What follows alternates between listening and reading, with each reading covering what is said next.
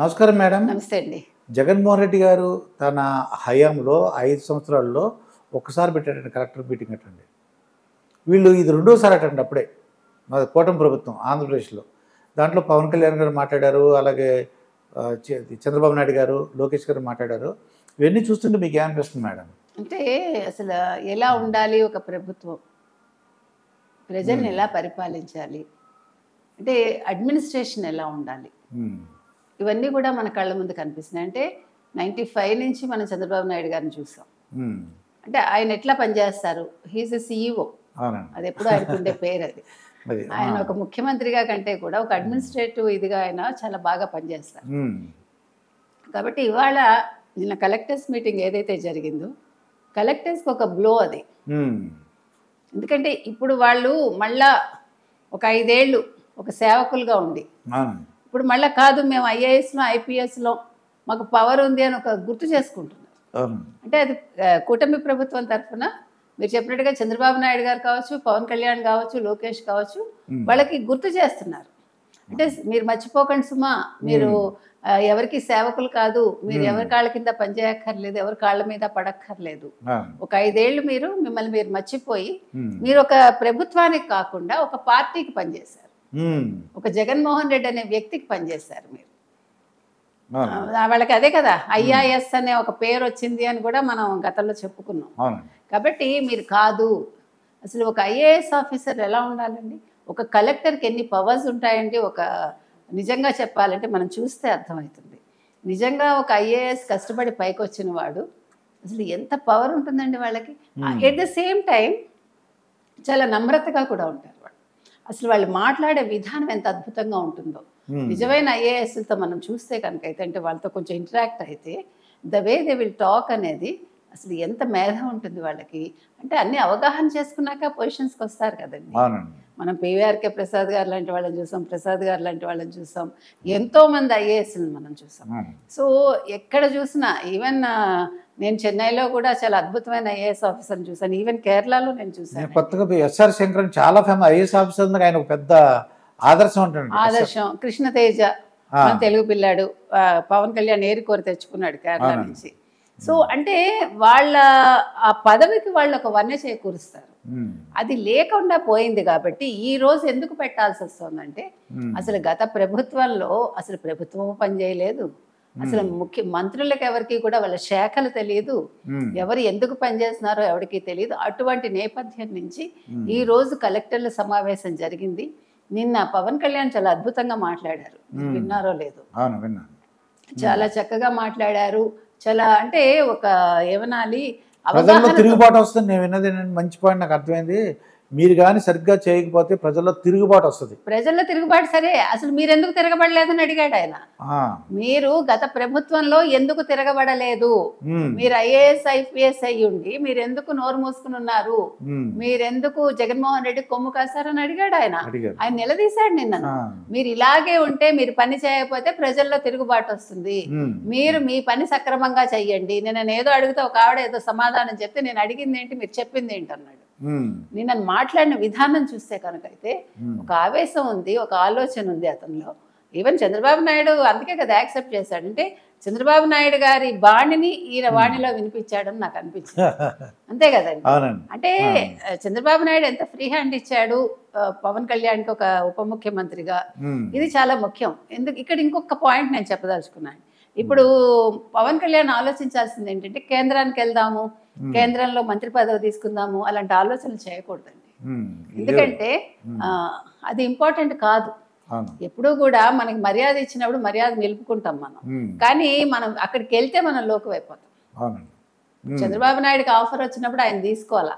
ఇక్కడ ఈ సందర్భంగా ఎందుకు చెప్తున్నానంటే, నిన్న పవన్ కళ్యాణ్ మనం చూసాం, ఎంత ఆవేశంగా మాట్లాడారు. ఇప్పుడు పవన్ కళ్యాణ్ తిరగబడబట్టే కదా అరెస్ట్లు అయ్యాయి సోషల్ మీడియాకి సంబంధించి.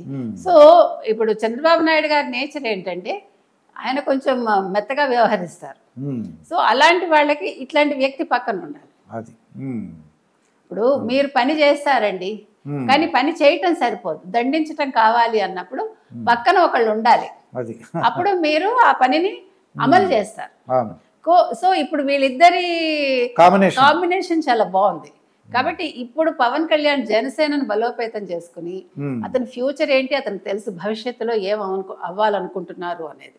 కాబట్టి బీజేపీ అడిగినా కూడా లొంగకుండా అవసరమైనప్పుడు వెళ్ళడం, వాళ్ళకి ప్రచారం చేసి రావడం అంతవరకే. Otherwise what he has to do is తను ఉప ముఖ్యమంత్రి, తన శాఖలు తను నిర్వహిస్తూ ఇప్పుడు ఎందుకంటే తను చాలా అవగాహన చేసుకున్నారు అనేది మనకి నిన్న అర్థమైంది. అంటే శాఖల మీద ఒక కొంతవరకు తను అవగాహన చేసుకున్నారు, పట్టు సాధిస్తున్నాడు. సిగ్గుపడకుండా నేను నేర్చుకున్నాను అని చెప్తున్నారు ఆయన. అంటే ఒక ఒదిగి ఉండే తత్వం చూసాం మనం, ఒక తిరగబడే తత్వాన్ని చూసాము. ఇలాంటి వాళ్ళు మనకి చాలా అవసరం అండి. కాబట్టి నిన్న కలెక్టర్ల సమావేశంలో కలెక్టర్ల మొహాల్లో నెత్తిరి చుక్కలేదు, కత్తివాడికి నెత్తిరి చుక్కలేదు అంటారు చూడండి, అట్లా ఉంది. అంటే పాలిపోతుంది అంటారు చూడండి, అట్లాగా. అంటే వాళ్ళు ఏం సమాధానం లేదు వాళ్ళ దగ్గర. ఎంత సిగ్గులేనితనం అండి. అడిగాడు, మీరు ఎందుకు తిరగబడలేదు అని అడిగాడంటే మనమే అనుకున్నాం, మీకు గుర్తుందో లేదో మాట్లాడుకున్నాం. అసలు ఆ రోజే వీళ్ళు తిరగబడి ఉంటే జగన్మోహన్ రెడ్డి మీద ఏం చేస్తాడండి? అసలు మీకెందుకు అవినీతి? జవహర్ రెడ్డి అనేవాడు 800 ఎకరాలు కబ్జా చేశాడంటే, చుక్కల భూములను ఇవన్నీను ఇక్కడ వైజాగ్ దగ్గర మనం మాట్లాడుకున్నాం. అంటే మీరు కూడా ఇంత కరప్ట్ అయిపోయారా? అది మీకు అవసరమా?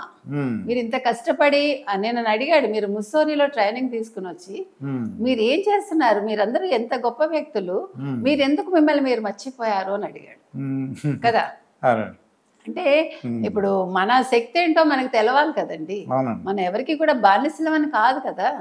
వీళ్ళు కట్టు బానిసల కంటా కూడా హీనంగా చేశారు 5 ఏళ్ళు.